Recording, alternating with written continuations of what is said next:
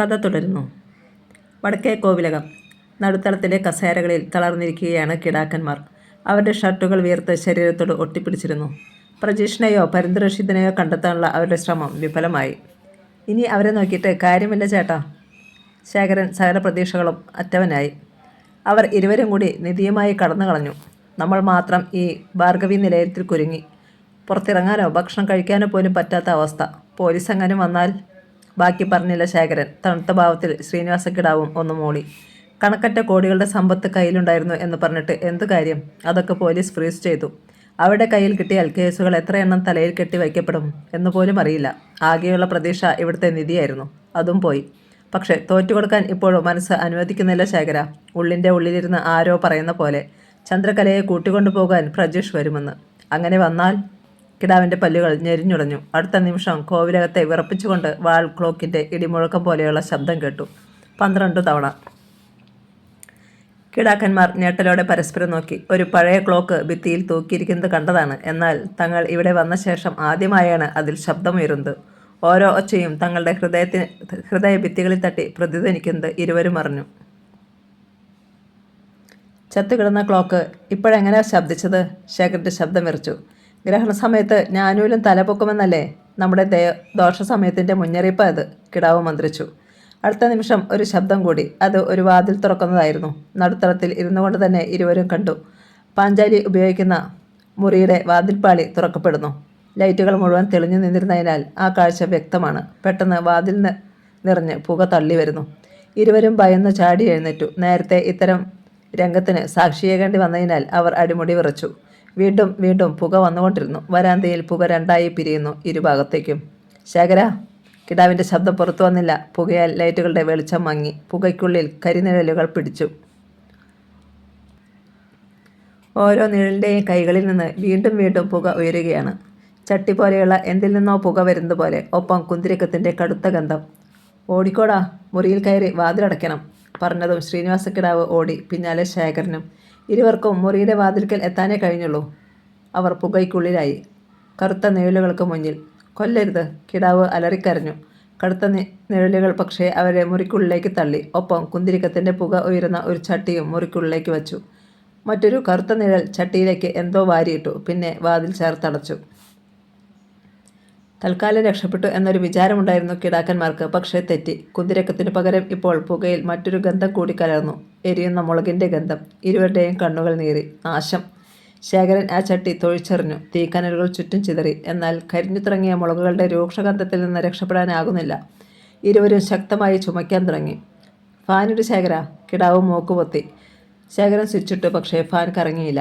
ഇരുവർക്കും ശ്വാസം മുട്ടി തുടങ്ങി. ശ്രീനിവാസക്കിടാവ് നെഞ്ചിൽ അമർത്തി തടവിക്കൊണ്ട് വാതിൽക്കലെത്തി.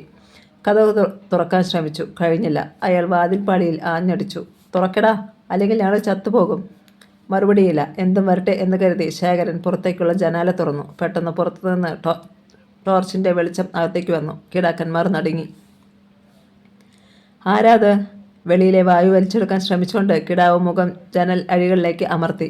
ഞങ്ങൾ പോലീസാ, പുറത്തു നിന്ന 2 പേരിൽ ഒരാൾ പറഞ്ഞു. രക്ഷിക്കണം, ഞാൻ MLA ശ്രീനിവാസക്കിടാവാ. ഞങ്ങൾ അറസ്റ്റ് വരിക്കാൻ തയ്യാറാ. കിടാവിന് പറയാതിരിക്കാൻ കഴിഞ്ഞില്ല. കൂടെയുള്ളത് ആരാ? പോലീസിൻ്റെ ചോദ്യം. എൻ്റെ അനുജനാ ശേഖരൻ. ഞങ്ങൾ നാട് മുഴുവൻ തിരയുമ്പം നിങ്ങളിവിടെ സൂഹിക്കുകയായിരുന്നു അല്ലേ? ഒരാൾ പരിഹസിച്ചു. ഞാനൊരു ജനപ്രതിനിധിയാണ്. വേഗം എന്നെ രക്ഷിക്കണോ? കിടാവിലെ MLA ഉണർന്നു. ഞങ്ങൾ രക്ഷിച്ചില്ലെങ്കിലോ? ഒരു പോലീസുകാരൻ പരിഹസിച്ചു.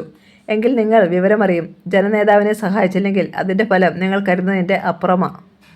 ശ്രീനിവാസക്കിടാവിൻ്റെ ശബ്ദം മാറുകയും അയാൾ കൂടുതൽ ശക്തിയിൽ ചുമയ്ക്കാൻ തുടങ്ങുകയും ചെയ്തു. സാറേ, ഇവിടെ നിന്നിറങ്ങിയാൽ ഞങ്ങളുടെ കസ്റ്റഡിയിലേക്കാണ് നിങ്ങൾ വരുന്നത്. അത് മറക്കണ്ട. ഇടിച്ച് തൻ്റെ പരിപ്പിളക്കവും ഞങ്ങൾ. തൻ്റെ മാസപ്പടി വാങ്ങുന്ന പോലീസുകാരൊന്നും ഇപ്പോൾ നിലമ്പൂർ സ്റ്റേഷനിലില്ല. കോൺസ്റ്റബിളിൻ്റെ ശബ്ദവും മുറുകി. സംഗതി കൂടുതൽ വഷളാവുകയാണെന്ന് ശേഖരൻ ഭയന്നു. അയാളും ജനായ്ക്കലെത്തി. സാറേ പ്ലീസ്, ഞങ്ങളൊന്ന് പുറത്തിറക്ക്. CI അലിയാരെ വിളിക്ക്. ശേഖരനെ രൂക്ഷമായി ഒന്ന് നോക്കിയിട്ട് കോൺസ്റ്റബിൾ CIക്ക് കോൾ ചെയ്തു. ആദ്യ ബെല്ലിന് തന്നെ കിട്ടി. സാർ, കിടാക്കന്മാർ കോവിലകത്തുണ്ട്. അയാൾ കാര്യം ചുരുക്കി പറഞ്ഞു. അപ്പുറത്തു നിന്ന് വന്ന മറുപടി കിടാക്കന്മാർ കേട്ടില്ല. അവർ നോക്കുമ്പോൾ തിരിഞ്ഞു നോക്കാതെ പോലും പോലീസുകാർ നടന്നു പോകുന്നു. അലിയാരും കൈവിട്ടെന്ന് കിടാക്കന്മാർക്ക് ബോധ്യമായി. തീയുക്കുള്ളിൽ അകപ്പെട്ട പാമ്പിൻ്റെ അവസ്ഥയായി ഇരുവർക്കും. ഇനി നമ്മൾ എന്ത് ചെയ്യും ശേഖര? ശ്രീനിവാസക്കിടാവ് ചുമയ്ക്കുന്നതിനിടയിൽ കരച്ചിലിൻ്റെ വക്കിലെത്തി. ഇരുവർക്കും ശ്വാസം മുട്ടിത്തുടങ്ങിയിരുന്നു. ഇപ്പോൾ മരിച്ചു വീഴും എന്ന പ്രതീതി. ശേഖരൻ പിന്നെയും വന്ന് വാതിലിൽ ആഞ്ഞടിച്ചു. ദയവ് ചെയ്ത് നിങ്ങളിതൊന്ന് തുറക്ക്. എന്നിട്ട് എന്ത് വേണമെന്ന് പറയ്. ഞങ്ങളെക്കൊണ്ട് കഴിയുന്നതൊക്കെ ചെയ്യാം. അപ്പുറത്തുനിന്ന് അപ്പോഴും മറുപടിയൊന്നും കിട്ടിയില്ല. ഇതേ സമയത്ത് നിലമ്പൂർ പോലീസ് സ്റ്റേഷൻ. തൻ്റെ ക്വാർട്ടേഴ്സിലേക്ക് പോവുകയോ ഉറങ്ങുകയോ ചെയ്യാതെ ഇരിക്കുകയാണ് CI അലിയാർ. കിടാക്കന്മാർ വടക്കേ കോവിലകത്ത് ഉണ്ടെന്നറിഞ്ഞതോടെ തൻ്റെ ജോലിഭാരം പകുതി കുറഞ്ഞതുപോലെ തോന്നി അലിയാർക്ക്. അയാൾ കസേരയിൽ കുനിഞ്ഞ് ഹാഫ് ഡോറിനടിയിലൂടെ പുറത്തേക്ക് നോക്കി. വിസിറ്റേഴ്സിനുള്ള കസേരയിൽ ചാരിയിരുന്ന് ഉറങ്ങുന്ന ബലഭദ്രൻ തമ്പുരാനെ കണ്ടു. എന്തോ ചിന്തിച്ചുകൊണ്ട് അലിയാർ എഴുന്നേറ്റ് ക്യാബിനിലൂടെ 2 ചാൽ നടന്നു. കൈകൾ പരസ്പരം കോർത്തു മടക്കിഞ്ഞോട്ടു വിട്ടു. മീശത്തുമ്പുകൾ മുകളിലേക്ക് പിരിച്ചു വെച്ചു. പെട്ടെന്ന് തനിക്കൊരു തീരുമാനത്തിലെത്താൻ കഴിയാത്തതിൻ്റെ ബുദ്ധിമുട്ട് ആ മുഖത്ത് തെളിഞ്ഞു. അവസാനം അയാൾ സമയം മറന്ന് സെൽഫോൺ എടുത്തു. SP ഷാജഹാൻ്റെ സെല്ലിലേക്ക് വിളിച്ചു. 4-5 തവണ ബെല്ലടിച്ചതിന് ശേഷമാണ് കോൾ അറ്റൻഡ് ചെയ്തത്. എന്താടോ അലിയാരെ ഈ രാത്രിയിൽ? ഷാജഹാൻ്റെ ഉറക്കച്ചടവോടെയുള്ള ചോദ്യം. സോറി സാർ, എനിക്ക് ഒറ്റയ്ക്കൊരു തീരുമാനം എടുക്കാൻ കഴിയുന്നില്ല. കോവിലകത്ത് കിടാക്കന്മാരുണ്ട്. അയാൾ പോലീസുകാരൻ ഫോണിൽ പറഞ്ഞ കാര്യങ്ങൾ ചുരുക്കി പറഞ്ഞു. ഇങ്ങനെ പോയാൽ കോവിലകത്ത് തന്നെ അവർ മരിച്ചു വീണക്കും സാർ. അപ്പുറത്ത് നിന്ന് ഷാജഹാൻ്റെ അടക്കിയ ചിരി കേട്ടു. അലിയാരെ, ജനങ്ങളുടെ ജീവനും സ്വത്തിനും സംരക്ഷണം നൽകുന്നതിന് തന്നെയാണ് പോലീസ്. പക്ഷേ കിടാക്കന്മാരെയുള്ള യമകിങ്കരന്മാർക്ക് നീതി നിഷേധിക്കപ്പെട്ടാലൊന്നും ആകാശം ഇടിഞ്ഞു വീഴാൻ പോകുന്നില്ല. ഏതായാലും നമ്മൾ അവരെ കൊല്ലാൻ പോകുന്നില്ലല്ലോ. അതല്ല സാർ, പക്ഷേ ഒരു പക്ഷേയുമില്ലടോ. മരിക്കാനാണ് അവരുടെ യോഗമെങ്കിൽ നമ്മൾക്ക് ഒന്നും ചെയ്യാൻ കഴിയില്ലെന്ന് വിചാരിക്കുക. അവിടെ നിന്ന് രക്ഷപ്പെടുത്തി കൊണ്ടുവന്നാലും രാഷ്ട്രീയത്തിൻ്റെ കുപ്പായം അണിഞ്ഞ ഈ റാസ്കൽസിനെ നമുക്ക് എത്ര നാൾ ജയിലിലിടാൻ പറ്റും? അലിയാർ കേട്ടുനിന്നു. ഷാജഹാൻ തുടർന്നു. ഇപ്പോൾ കിടാക്കന്മാരെ അറസ്റ്റ് ചെയ്യുവാൻ മുറവിളി കൂട്ടുന്നവർ പോലും നമുക്കെതിരെ തിരിയുന്ന കാലമാണ്. പിന്നെ അവൻ്റെയൊക്കെ പേരിൽ ഹർത്താൽ, പൊതുമുതൽ നശിപ്പിക്കൽ, അപ്പോഴും നമുക്കാ ഇരട്ടിപ്പണി. നഷ്ടം ഇവിടുത്തെ പാവപ്പെട്ടവർ നൽകുന്ന നികുതി പണത്തിനും. അതിൻ്റെ പേരിൽ പിന്നെയും വലയുന്നത് ജനങ്ങൾ. സെസ്, തേങ്ങ, മാങ്ങ എന്നൊക്കെ പറഞ്ഞ് പെട്രോളിൽ തുടങ്ങും ആദ്യം. ഉത്തരവിടുന്നവനൊന്നും പാവങ്ങളുടെ ബുദ്ധിമുട്ടറിയില്ലല്ലോ. അവനൊക്കെ കുളിക്കുന്ന സോപ്പും പല്ല് തേക്കുന്ന ബ്രഷും അടക്കം പൊതുഖജനാവിലെ പണമാണല്ലോ. ഒന്ന് നിർത്തി ഷാജഹാൻ.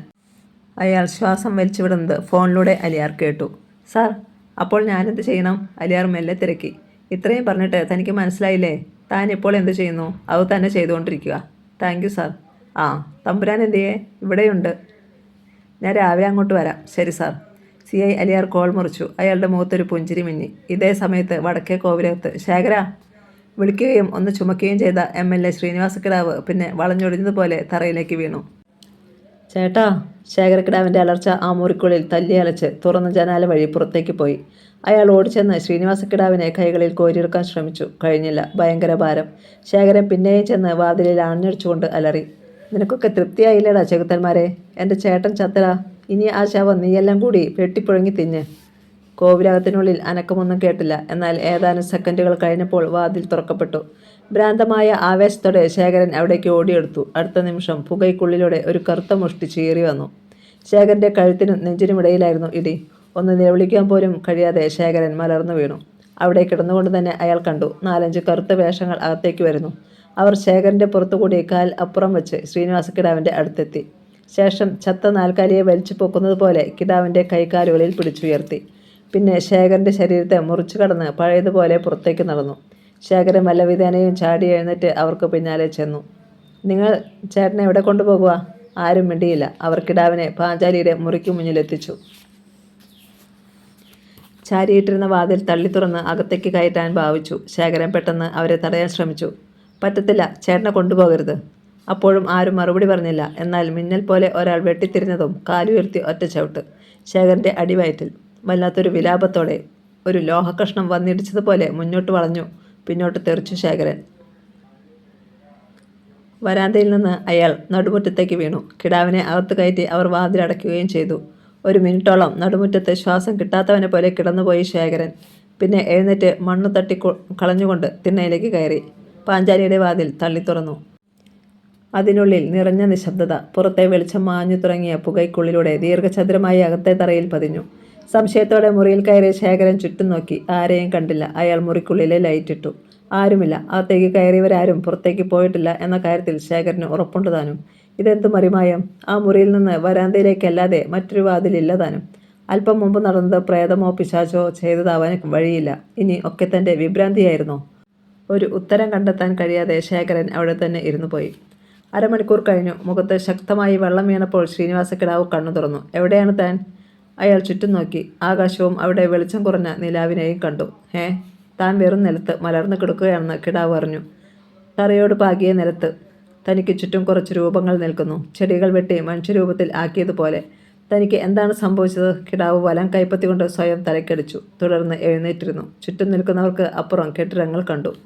അയ്യോ! അറിയാതെ ശബ്ദം കിടാവിൻ്റെ കണ്ടത്തിൽ നിന്നുയർന്നു. തൻ്റെ അമ്യൂസ്മെൻറ്റ് പാർക്കിൻ്റെ നടുമുറ്റത്ത് തന്നെയാണ് താൻ. പൊടുന്നനെ മിന്നൽ പോലൊരു ഓർമ്മ കിടാവിൻ്റെ തലച്ചോറിലുണ്ടായി. വടക്കേ കോവിലകം. അവിടെ മുറിക്കുള്ളിൽ ശേഖരനും താനും മുളകുപുക ശ്വസിച്ച്. ശേഖര! ചുറ്റും നോക്കിക്കൊണ്ട് അയാൾ വിളിച്ചു. അയാൾ ഇവിടെ ഇല്ല. ചുറ്റും നിന്നവരിൽ ഒരാളുടെ ശബ്ദം കേട്ടു. എന്നെ ആരാ ഇവിടെ കൊണ്ടുവന്നത്? ഞങ്ങൾ. അല്ലാതാരാ?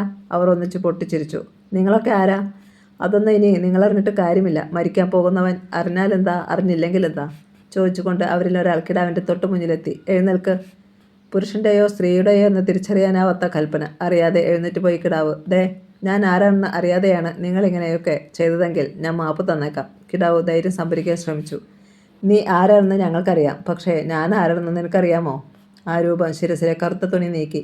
കിടാവിലൊരു ഞെട്ടൽ. നിലാവിൻ്റെ മങ്ങിയ വെളിച്ചം ആ മുഖത്തേക്ക് പാളി വീണു. കിടാവ് അടിമുടി വിറച്ചു. നാറ്റമില്ലെന്നേയുള്ളൂ. ചിതയിൽ നിന്ന് പകുതി വെന്ത ഒരു ശരീരം എഴുന്നേറ്റ് മുന്നിൽ വന്നു നിൽക്കുന്നത് പോലെ. ആ കറുത്ത രൂപം ഒന്ന് ചിരിച്ചു. തനിക്കെന്നെ മനസ്സിലാകുന്നുണ്ടോ കിടാവേ? ഇല്ല. കിടാവിൻ്റെ വരണ്ട കണ്ടത്തിൽ നിന്ന് ശബ്ദമുയർന്നു. നീ അറിയാൻ വഴിയില്ല. ഇപ്പോൾ ആ സ്വരം ഏതോ ഗുഹയ്ക്കുള്ളിൽ മുരളുന്ന പുലിയുടേതുപോലെയായി. നീ കശിക്കേറിഞ്ഞ ഒരുപാട് മനുഷ്യരുണ്ടല്ലോ ഈ നിലമ്പൂരിൽ. അവരുടെയൊക്കെ നെഞ്ചത്താണല്ലോ ഈ പാർക്ക് നീ കെട്ടിയുയർത്തിയത്. അതുകൊണ്ട് തന്നെയാണ് ശ്രീനിവാസ കിടാവേ ഇതിന് ആയുസ്സില്ലാതെ പോയത്. ഇപ്പോൾ നിനക്കും. കിടാവ് പിന്നെയും ആ രൂപത്തെ നോക്കി. ആരാണെന്ന് തിരിച്ചറിയാൻ കഴിയുന്നില്ല. ആ രൂപം തുടർന്നു. നീ എത്ര പേരെ കൊല്ലിക്കുകയോ ചെയ്തു എന്നത് കണക്കുണ്ടോ? MLA മിണ്ടിയില്ല. എടാ, ചോദിക്കുന്നതിന് ഉത്തരം വേണം. വേഗത്തിൽ. ആ രൂപം പിന്നിലേക്ക് കൈനീട്ടി. അറ്റം കൂർത്ത ഒരു കമ്പി ഒരാൾ ആ കൈവെള്ളയിലേക്ക് വച്ചു കൊടുത്തു. ഇനി പറയണം കൃത്യമായ കണക്ക്. നീ കാരണം എത്ര പേർ മരിച്ചു, എത്ര പേർ വഴിയാധാരമായി? അറിയില്ല. അറിയണം. പറഞ്ഞതും ആ രൂപം കമ്പി നീട്ടി ഒറ്റക്കുത്ത്. കമ്പി കിടാവിൻ്റെ വലതു തുടയിലെ മാംസം തുളച്ച് അപ്പുറത്തെത്തി. പാർക്ക് കിടങ്ങുമാർ ഉച്ചത്തിൽ കിടാവ് അലറിപ്പോയി. നീ എത്ര ഉച്ചത്തിൽ വേണമെങ്കിലും നിലവിളിച്ചോ. ചാവാൻ പോകുന്നവനെ കരയാൻ അവസരം കിട്ടിയില്ലെന്ന് പരലോകത്ത് ചെന്ന് പരാതി പറയരുത്. കമ്പി വലിച്ചൂരപ്പെട്ടു. കിടാവിൻ്റെ തുടയിൽ നിന്നും മുന്നിലും പിന്നിലും വീണ തുളകളിലൂടെ രക്തം പതച്ചു ചാടി. എന്നെ ഒന്നും ചെയ്യല്ലേ!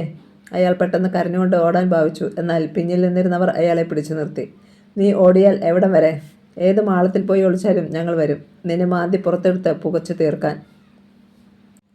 മുന്നിൽ നിന്ന രൂപം പല്ലുകൾ ഞെരിക്കുന്ന ശബ്ദം കിടാവ് കേട്ടു. ഞാൻ ഒത്തിരി പേരെ കൊല്ലിച്ചിട്ടുണ്ട്. എനിക്ക് മാപ്പ് തരണം. ഇനിയുള്ള കാലം ഞാൻ നല്ല മനുഷ്യനായി ജീവിച്ചുകൊള്ളാം. കിടാവ് തൊഴുതു. അത് കണ്ടും കേട്ടും ചുറ്റും നിന്നവർ പൊട്ടിച്ചിരിച്ചു. നിങ്ങളുടെ ഈ അഭിനയം വോട്ട് ചോദിച്ചുകൊണ്ട് ചെല്ലുമ്പോൾ മാത്രം മതിയടോ. ഇവിടെ വേണ്ട. വിലപ്പോകത്തില്ല. ഞാൻ പിന്നെ എന്ത് ചെയ്യണം? അയാൾ വിക്കി. ഒന്നും ചെയ്യണ്ട. കർമ്മഫലങ്ങൾ തീയായി നിന്നെ പൊതിയുകയാണെന്ന് മാത്രം ഓർത്താൽ മതി. അടുത്ത ചോദ്യം. നിനക്ക് പുലിയുടെ സ്വഭാവം അറിയാമോ? നല്ല കരിമ്പുലിയുടെ. ആ രൂപം കമ്പിയിലെ ചോര കിടാവിൻ്റെ ഷർട്ടിൽ തന്നെ തുടച്ചു. ഇല്ല. പറയാം. ഒരാളെ ആ പുലി കൊന്നെന്നിരിക്കട്ടെ. അത് വിശപ്പ് കൊണ്ടാണെന്ന് കരുതാം. അതിനാൽ തന്നെ ഇനി വിശക്കുമ്പോഴേ വേട്ടയാടാവൂ എന്ന പുലിക്ക് അറിയാവുന്ന ഭാഷയിൽ അതിനെ മനസ്സിലാക്കി ചെന്ന് സങ്കല്പിക്കുക. കിടാവിന് ഒന്നും മനസ്സിലാകുന്നില്ല. നീ സങ്കല്പിച്ചോ? അയാൾ വെറുതെ മൂളി. പക്ഷേ കരിമ്പുലി അത് അനുസരിക്കുകയോ അതിന് മാനസാന്തരം ഉണ്ടാകുകയോ ചെയ്യുമോ? അറിയില്ല. അറിയണം. കടുവയാണെങ്കിൽ വിശക്കുമ്പോൾ മാത്രമേ ജീവിയെ കൊല്ലൂ. പക്ഷേ പുലിയാണെങ്കിലോ ആവശ്യമുണ്ടെങ്കിലും ഇല്ലെങ്കിലും മുന്നിൽ വരുന്ന തന്നേക്കാൾ ദുർബലരെ മുഴുവൻ വെറുതെ കൊന്നൊടുക്കും. ഞാനിത് നിന്നോട് പറയുന്നത് എന്തിനെന്നറിയാമോ? ഇല്ല. ഒരു തീച്ചൂളയിൽ അകപ്പെട്ടതുപോലെ കിടാവ് നിന്നുരുകി. അതായത് നിനക്ക് പുലിയുടെ സ്വഭാവമാണ്. എത്ര മാപ്പ് തന്നാലും നീ നിന്റെ തനിനിറം പുറത്തെടുത്തുകൊണ്ടേയിരിക്കും. നിനക്ക് ഒരിക്കലും ഒരു മനുഷ്യനാകുവാൻ കഴിയില്ല. കിടാവ് ഉമിനീർ വിഴുങ്ങി. നീ വടക്കേ കോവിലത്തെ രാമഭദ്രൻ തമ്പുരാനെ അറിയുമായിരുന്നോ? അറിയും. അദ്ദേഹം എങ്ങനെ മരിച്ചത്? അതൊരു ആക്സിഡൻ്റ് ആണെന്നാണ് കേട്ടത്. നാടുകാണി ചുരത്തിലോ മറ്റോ. ശ്രീനിവാസ കിടാവിന് പൂർത്തിയാക്കാൻ കഴിഞ്ഞില്ല. മിന്നൽ പോലെ കൂർത്ത കമ്പി ചീറി വന്നു. അത് കിടാവിൻ്റെ ഇടത്തെ തുടയിലും ഒരു തുള വീഴ്ത്തി പിൻവലിഞ്ഞു. കിടാവിന് ഒന്ന് പിടയാൻ പോലും കഴിഞ്ഞില്ല. പിടിച്ചു നിർത്തിയിരുന്നവർ അതിനെ അനുവദിച്ചില്ല. സത്യം അതല്ലായിരുന്നല്ലോ കിടാവേ. നാടുകാണി ചുരത്തിൽ വെച്ച് നീ ഒരു ആക്സിഡൻ്റ് ഉണ്ടാക്കി. എന്നിട്ടും മരണപ്പെടാത്ത തമ്പുരാനെ നീയും നിൻ്റെ ആൾക്കാരും ചേർന്ന് കൊന്നു. അതല്ലേടാ സത്യം? ശ്രീനിവാസ കിടാവിൻ്റെ തലച്ചോറിൽ ഒരു മിന്നൽ പൊളഞ്ഞു. മറ്റാരും അറിയാതിരുന്ന സത്യം ഇവരെങ്ങനെ? നീ എന്താണ് മിണ്ടാത്തത്? ആ രൂപം വീണ്ടും കമ്പി വാങ്ങി. സത്യമാ, ഞാൻ കൊല്ലിച്ചതാ. കിടാവിൻ്റെ നാവ് കുഴഞ്ഞു. മുന്നിൽ നിന്ന കറുത്ത രൂപം ക്രൂരമായി ചിരിച്ചു. എവിടെയോ കിടന്ന ഒരു അഭിസാരികയെ രാമഭദ്രൻ തമ്പുരാൻ്റെ മുന്നിൽ നാടകീയമായി എത്തിച്ചത് നീയല്ലേ? അതെ. താനിപ്പോൾ കുഴഞ്ഞു താഴെ വീഴൂ എന്ന് തോന്നി ശ്രീനിവാസക്കിടാവിന്. വസുന്ധര തമ്പുരാട്ടിയും കുട്ടിയും ആഢ്യൻ പാറയ്ക്കരികിൽ മരണപ്പെട്ടു കിടന്നതിന് പിന്നിലും നിനക്ക് മനസ്സറിവില്ലായിരുന്നോ? സമ്മതിച്ചു പോയി കിടാവ്. പിന്നെ ആർക്കൊക്കെ അതിൽ പങ്കുണ്ടായിരുന്നു? അത് ചന്ദ്രകലയ്ക്കും പ്രജീഷനും. മറ്റാർക്കുമില്ലായിരുന്നോ? ഇല്ല. കമ്പി ഒന്നുകൂടി പുളഞ്ഞിറങ്ങി. ഇത്തവണ കിടാവിൻ്റെ വലതുഭാഗത്ത് വയറ്റിൽ. വില്ലുപോലെ കിടാവ് മുന്നിലേക്ക് വളഞ്ഞു. പിന്നിൽ നിന്നവർ അയാളെ വലിച്ചുയർത്തിയപ്പോൾ കമ്പി തനിയെ ഊരിപ്പോന്നു. തീയിൽ വീണ പാമ്പിനെ പോലെ പുളയുകയാണ് കിടാവ്. പിടിവിട്ടാൽ അയാൾ തറയിൽ വീണ് വെട്ടിപ്പിടയും. എന്നാൽ ബലിഷ്ഠകരമായ കരങ്ങളാണ് അയാളെ പിടിച്ചു നിർത്തിയിരിക്കുന്നത്. മുറിവുകളിൽ നിന്ന് മഴത്തുള്ളികൾ പോലെ രക്തം തറയിലേക്ക് ഊറി വീണു ചിതറിക്കൊണ്ടിരുന്നു. ഇനി ഒന്നുകൂടി ചിന്തിച്ചു നോക്കിക്കടാ. എല്ലാത്തിനും പിന്നിൽ, അതായത് നിനക്കും മുകളിൽ വേറെ ചിലർ ഇല്ലായിരുന്നോ? ശരിക്കുള്ള സൂത്രധാരന്മാർ ഉണ്ടായിരുന്നു. കിടാവ് വിവശനായി. കൊള്ളാം, നീ സത്യം പറഞ്ഞു തുടങ്ങിയിരിക്കുന്നു. പക്ഷേ അവരുടെ പേർ നീ പറയണ്ട. പറഞ്ഞാൽ ആ നിമിഷം തന്നെ നിന്നെ ഞാൻ കൊന്നുപോകും. അടുത്ത ചോദ്യം. കോവിലകത്തെ നിലവറയ്ക്കുള്ളിൽ നിധിശേഖരം ഉണ്ടെന്ന് നിന്നോട് പറഞ്ഞതും അവരല്ലായിരുന്നോ? ഉവ്. നേരത്തെ പൊളിച്ചെടുത്ത നിധി ആര് കൊണ്ടുപോയി? നീയോ അതോ അവരോ? അവരെ. രാമഭദ്രൻ തമ്പുരാന് വസുന്ധര തമ്പുരാട്ടിയിൽ ഒരു മകളുണ്ടായിരുന്നല്ലോ, 10ാം ക്ലാസ്സിൽ പഠിച്ചിരുന്ന കുട്ടി. അവളെ നിനക്കറിയാമോ? ആ ചോദ്യം ഒരു തേങ്ങൽ പോലെയായിരുന്നു. അറിയാം. പാഞ്ചാലിയല്ലേ? അതെ. ശരിക്കും ആ കുട്ടി എങ്ങനെ മരിച്ചത്? അവൾക്കൊരു കാമുകനുണ്ടായിരുന്നു, ഒരു വിവേക്, കോവിലകത്തെ അടിച്ചുതലിക്കാരിയുടെ ചെറുമകൻ. മയക്കുമരുന്നിന് അടിമപ്പെട്ട അവൻ അവളെ ആഢ്യൻപാറയിൽ വെച്ച് പെട്രോൾ ഒഴിച്ച് കത്തിക്കുകയായിരുന്നു. ഓഹോ. മുന്നിലെ രൂപത്തിൽ നിന്ന് പുച്ഛസ്വരം. അതോ നീയൊക്കെ പെട്രോൾ ഒഴിച്ച് കത്തിച്ചോ? ഉത്തരം നൽകിയില്ല ശ്രീനിവാസക്കിടാവ്. അടുത്ത നിമിഷം കറുത്ത രൂപം തുരുത്തുരെ 4-5 കുത്ത്. അയ്യോ. വാഴപ്പിണ്ടിയിൽ എന്ന വണ്ണം കിടാവിൻ്റെ വയറ്റത്ത് കമ്പി തുളഞ്ഞിറങ്ങി. ഞങ്ങളങ്ങനെ ചെയ്യിച്ചത്. മിടുക്കൻ. ആ രൂപം ചോരപ്പുരുണ്ട കമ്പി കൊണ്ട് കിടാവിൻ്റെ 2 കവിളിലും ഒന്ന് വരച്ചു. സ്വന്തം ചോരയുടെ ഗന്ധം കിടാവിൻ്റെ നാസാദ്വാരങ്ങളിലേക്ക് അടിച്ചു കയറി. ഇങ്ങനെ ഇഞ്ചിഞ്ഞായി കൊല്ലാതെ ഒറ്റ കുത്തിന് എന്നെ അങ്ങ് തീർത്തേരടാ. സഹിക്കട്ട്, കിടാവ് വിളിച്ചു പറഞ്ഞു. ദേഷ്യവും സങ്കടവും നിസ്സഹായതയും ഭീതിയും പരാജയവും നിറഞ്ഞ ശബ്ദം. മുന്നിൽ നിന്ന് അയാൾ ഏതോ തമാശ കേട്ടതുപോലെ ചിരിക്കുകയാണ്. നീ അങ്ങനെ ചാകാൻ പാടില്ല. ഇക്കാലം അത്രയും ചെയ്തതൊക്കെ ഓർക്കണ്ടേടാ. പിടിച്ചടക്കിയതും കവർന്നെടുത്തതും സുഖിച്ചതും അഹങ്കരിച്ചതും എല്ലാം മനസ്സിൽ വരണ്ടേ? അതിനെല്ലാം പ്രായശ്ചിത്തമായി പ്രാണം കൊണ്ട് കണക്ക് തീർക്കാൻ നിനക്ക് മനസ്സിനെ പാകപ്പെടുത്തിയെടുക്കണ്ടേ? ഇനിയൊരു ജന്മമുണ്ടെങ്കിൽ കഴുതയോ പോത്തയോ അളിഞ്ഞ പട്ടിയായോ ജനിച്ചാൽ പോലും മനുഷ്യജന്മം തരരുതേ എന്ന് ദൈവസന്നിധിയിൽ മുട്ടിപ്പായി പ്രാർത്ഥിക്കണ്ടേ? ചോദിക്കുന്നതിനിടയിൽ മുന്നിൽ നിൽക്കുന്നയാളുടെ ശ്വാസഗതിയും ക്രമാതീതമായി ഉയർന്നുകൊണ്ടിരുന്നു. അത് അറക്കവാൾ കൊണ്ട് തടി മുറിക്കും പോലത്തെ ശബ്ദം പോലെ കിടാവിന് തോന്നിച്ചു. രക്തം വാർന്നു പോകുന്നതിനനുസരിച്ച് അയാളുടെ ശക്തി ക്ഷയിക്കുകയാണ്. പണിപ്പെട്ടാണ് കണ്ണുകൾ തുറക്കുന്നത്. അതിനിടെ ആകാശച്ചെരുവിൽ എവിടെ നിന്ന് എന്നവണ്ണം ആ രൂപത്തിൻ്റെ ഒച്ച കേട്ടു. ഒരു കുടുംബത്തിൻ്റെ അത്താണിയായിരുന്നു വിവേക് എന്ന ചെറുപ്പക്കാരൻ. അവനെ പോലീസിനെ കൊണ്ട് ക്രൂരമായി പീഡിപ്പിച്ചു കൊന്നിട്ട് നീ എന്ത് നേടി? സംസാരിക്കാനുള്ള ശക്തി പോലും നഷ്ടപ്പെട്ട് ശ്രീനിവാസക്കിടാവിൻ്റെ നാവ് കുഴഞ്ഞു. അയാൾ തല കുടഞ്ഞതേയുള്ളൂ. നിന്റെ മരണം തലയ്ക്ക് മുകളിൽ വന്ന് നിൽക്കുന്നു കിടാവേ. എന്തെങ്കിലും ആഗ്രഹമുണ്ടോ എന്ന് ഇപ്പോൾ ചോദിച്ചാലും നിന്റെ ജീവൻ തിരിച്ചു തരണമെന്നേ നീ പറയൂ. ഈ പ്രപഞ്ചത്തിലെ ഒരു ഉറുമ്പിന് പോലും ജീവിക്കാൻ അവകാശമുണ്ടെന്ന് നീ തിരിച്ചറിയണം. പ്രാണനെടുക്കാൻ എളുപ്പമാണ്, അത് തിരിച്ചു കൊടുക്കാൻ കഴിയാത്തവന് അതെടുക്കാനും അർഹതയില്ല എന്നുള്ള പാഠമാണ് നീ അവസാനമായി മനസ്സിലാക്കുന്നത്. പറഞ്ഞതും ആ രൂപം ഒറ്റക്കുത്ത് കിടാവിൻ്റെ ഹൃദയത്തിന് മീതെ. ഉള്ളിൽ കോഴിയെ കമ്പിയിൽ കോർക്കുന്നത് പോലെ കിടാവിൻ്റെ ഹൃദയം തുളഞ്ഞ് കമ്പി അപ്പുറത്തെത്തി.